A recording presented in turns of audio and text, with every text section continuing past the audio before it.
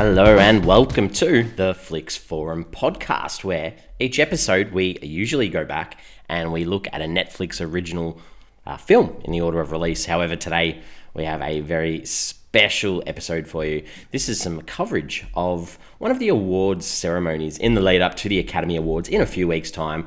We're going to talk today about the 32nd Actor Awards, or previously known as the Screen Actors Guild Awards. If you have been following our feed, I put out a little preview episode last week in the lead up to the awards, but the reason we're covering this is because Netflix are playing this one around the world. You can watch it on demand now, but it did broadcast live on Netflix. So I'm going to go through the ceremony bit by bit, talk about the winners, talk about the presenters, my thoughts on the show, and bits and pieces like that. I think this is the third year in a row that Netflix have broadcast it live on the streaming service. I think their fourth year, they did it on YouTube for a year to trial out their live streaming. So this is the 32nd awards, which were presented on the 1st of March 2026. So here we go. I couldn't quite watch this live, same as last year. There was an hour's worth of coverage of the red carpet, but they don't put that on demand, so I missed that because I was working. But there was an hour of red carpet coverage before the broadcast started for the 32nd Actor Awards, which are presented by SAG. There we go. There was a little skit at the start. This happened last year, I think, from memory. I'm not a big television consumer, so a lot of the television, the SAG Awards, obviously, the Actor Awards, obviously cover not only film but television too. So when we talk a little bit about some of the TV stuff, I'm not going to have an awful lot of background for you. But they started off with this skit where someone's being fired. They mentioned Marty Supreme, Begonia, White Lotus, Sinners. Then the bell goes, so there are a bunch of teachers. I'm sure there are people that love this show because I did say this show was nominated later on. But it cuts back to the audience where there's Kristen Wiig. She's reading they go around the room and do I'm a SAG actor, I'm an actor, etc. So we have Kristen Wiig talking about being her first time on set, doing Judging Amy.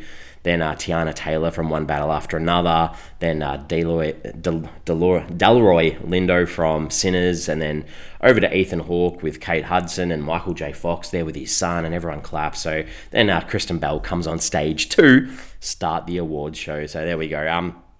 She does a little monologue which is about new name, same girl, and it's all in reference to the Actor Awards changing from the SAG Awards. So she says she's going back to the well. It worked once, she's doing it again. So she starts a song, which she did last year as well. So she goes all into these ideas about people who have changed their names. So we've got Marilyn Monroe and Vin Diesel and Cary Grant and Emma Stone and all these other people. And then she starts pitching some ideas for some other actors and actresses who could change their name, like Jacob Elordi, etc. And there's this huge list on screen. Everyone claps.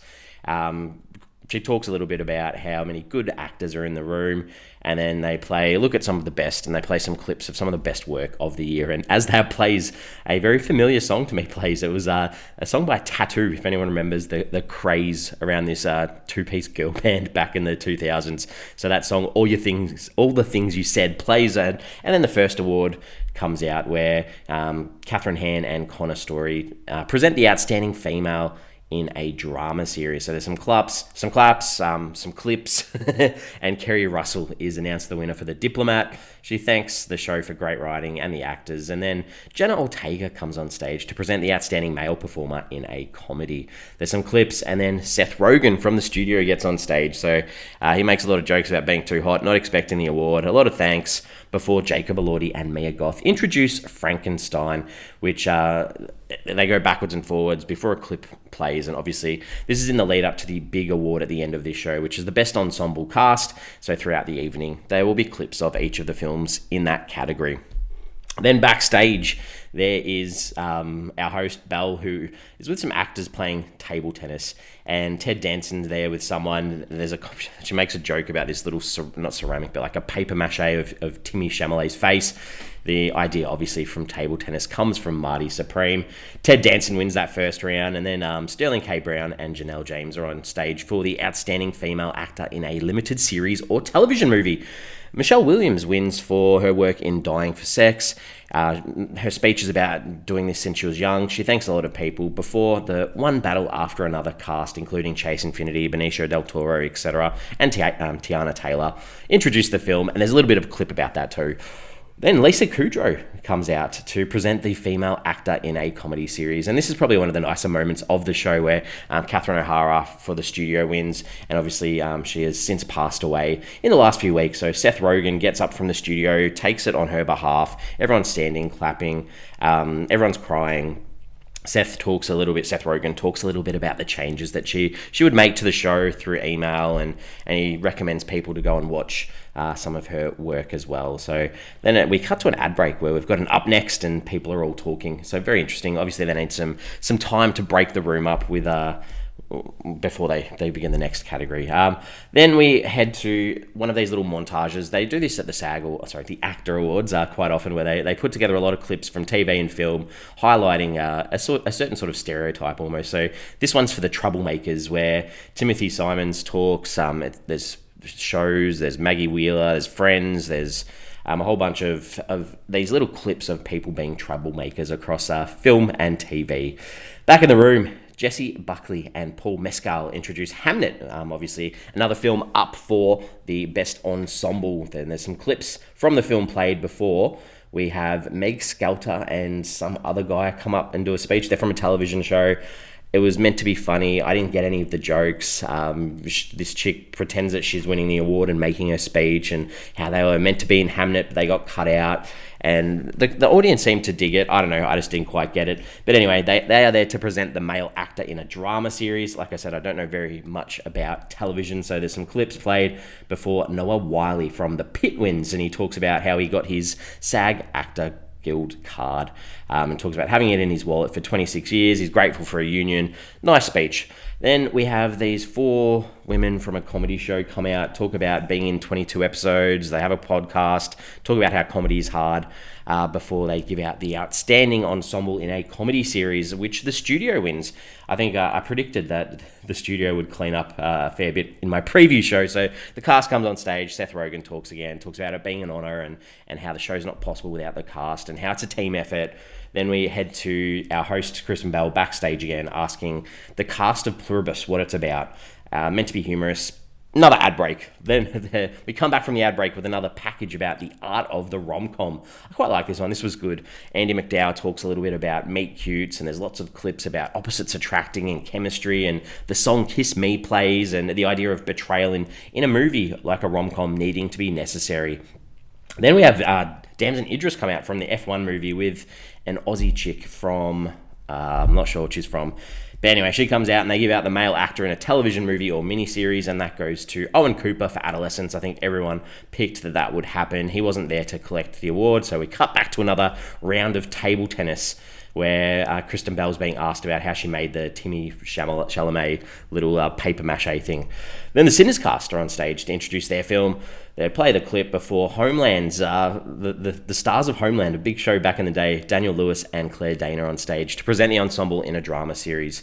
They talk about how Homeland didn't win and they lost to Downton Abbey and Breaking Bad. They present this to The Pit, and the whole cast gets up, and the guy from before, I forget his name, Noah Wiley, he gets up and speaks, talks about how happy he is for the cast, how the buy-in from the cast is great. Then we have another ad break before our next clip after an ad break is about doctors with patients. So lots of clips of doctors. We've got people from Scrubs, etc. That's a really good one. Then we go to Kristen Bell in the crowd, back again with this guy from The Pit. Noah Wiley. He's getting plenty of screen time so far. He gives her a script to pretend that she's a doctor. He times her, 20 seconds are on the clock, everyone claps her, before Alison Janey gets on stage to present the next award. So she makes fun of men actors, and then obviously presents the nominees for the male actor in a supporting role. Sean Penn wins this one, which I also think I predicted from the Paul Thomas Anderson film that everybody can sort of see is getting a lot of awards at this stage, the One Battle After Another. So anyway, he's not there. We cut to the Marty Supreme cast to introduce their film before we have Woody Harrelson on stage, who It was really good. I thought he was great. He obviously was struggling a bit with the audience not getting his sense of humor, and he talks about how good his view is, and he can see all the stars, and how 80% of the people in the crowd are going to get humility tonight because they're not going to win. And he talks about how Harrison Ford asked him to present him for his Lifetime Achievement Award through email, and he goes through all the people that Harrison Ford asked before him, like Helen Mirren. And then he keeps going about how tough the crowd is and says he writes the jokes for them. I thought that was good. So he speaks about this man's Han Solo, Indiana Jones. He's been an activist for 3 decades on climate crisis. He's a pilot. He's dropped medical supplies in Haiti. Then we get a nice little montage of Harrison Ford's career. Before he's on stage, everyone's standing. Harrison Ford's very grateful. He's very humble. He loves the attention. There was a shot to Calista Flockhart. I forgot that they were still together, so that was nice. Talks about how he wasn't an overnight success, and none of it happened on his own. He thanked George Lucas, Steven Spielberg, his manager. He talks about how he struggled at school and found love through acting on stage, and how it's such a tough business to get in, and the idea of the privilege that actors have in working in imagination and art. And he obviously thanks Calista Flockhart too. It's quite emotional. Some tears at stages throughout his speech, so that was quite nice too. Before we have another ad break, which leads us into another montage, and this one's about Let's Get Physical. So lots of slapstick moments with Charlie Chaplin, the Three Stooges, Leslie Neeson, Sean Astin then comes out as the president of the SAG-AFTRA. Interesting, from memory, Fran Drescher has been the one that's done this the past few years, so changed it up a little bit. He obviously mentions some of the political issues that are occurring in the world at the moment, but mentions his family, who are all SAG-AFTRA members as well. I didn't realise his dad was Gomez from the original Addams Family as well. He thanks Netflix and Ted Sarandos, thanks the Crafts, talks about negotiations they're having, and that their 160,000 members need to have the right to fight for themselves too. So nice little moment there. Then Orlando Bloom comes out to present the supporting female actor, which goes to Amy Madigan from Weapons. I guess she's for me personally, the only good thing in that film.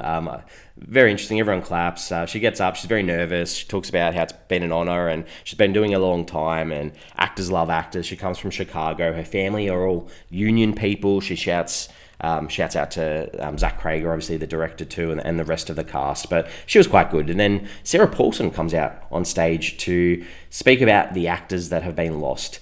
So the In Memoriam segment starts. Some big names that we've lost in the last 12 months. Obviously, there's a lot more, but the big ones that stood out for me, there's James Van Der Beek, Eric Dane, Terence Stamp, Michelle Trachtenberg, Michael Masden, George Wendt, Rob Reiner, Robert Duvall, Gene Hackman, Val Kilmer, Catherine O'Hara, Diane Keaton, and Robert Redford. So some really big names that had their images up on the screen.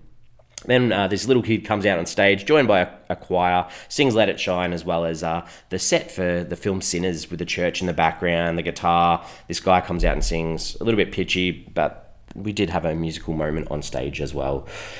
Kristen Bell's back out the back with ping pong. She's with a kid before the female actor in a leading role is presented by Andy Garcia. And before the clips play, and this goes to Jessie Buckley. I think this is probably the one shoe-in award that everyone can predict. I thought her speech was pretty lame. Talks about being changed by the people here, being human. Her date was Emily Watson. I don't know. It just felt very rehearsed compared to the rest of the speeches at the awards. It was like she's got a list of speeches she's going to go through for every award she wins, and in the build-up to the Oscars in a few weeks' time. Viola Davis comes on stage where she presents the outstanding male actor in a leading role, which goes to Michael B. Jordan, which I think was probably a little bit of a surprise. Everyone's screaming in the crowd. He wasn't expecting this. He talks about how he was a kid in the industry, got his membership. He thanks Ryan Coogler. Then there's an ad break before Samuel L. Jackson comes out to give the last award, which is the outstanding cast, and this goes to Sinners, which was interesting. So everyone's on stage. Ryan Coogler gets thanked again. Kristen Bell's back on stage. Jacob Dupe is the kid that won the table tennis tournament. He gets his little Timmy Chalamet paper mache thing, and that's the end of the show. There we go. A little bit of a rundown. I don't know. I kind of felt it was a little bit lackluster, to be honest. It wasn't too. You look at some of the people. Leonardo DiCaprio wasn't there. They had Timothy Chalamet there. He obviously won last year, and I don't know. There wasn't much of him on screen, to be honest. I thought they would have played that up. It was very interesting broadcast. Again, this is the same as what happened last year, but the stunt performance by an ensemble, it must have been in the ad breaks possibly, or done during the red carpet, because that wasn't given out during the broadcast. So I believe for the stunt performance in a film, Mission Impossible got that one, and for television it was The Last of Us. So there we go, there's those awards for that one. Remember, I've got to remember, back to last year, Conclave won the Outstanding Cast of the Year. So I think that probably tells us that Sinners is in that box as well. Does this open the Academy Awards race a little bit more? I'm not sure. I'm interested to see where this goes and how it plays out. We've only got 2 weeks until the Oscars, so let's get ready. Let's get excited. I'm going to put out an Oscars prediction podcast in the next few weeks in the lead up to the show.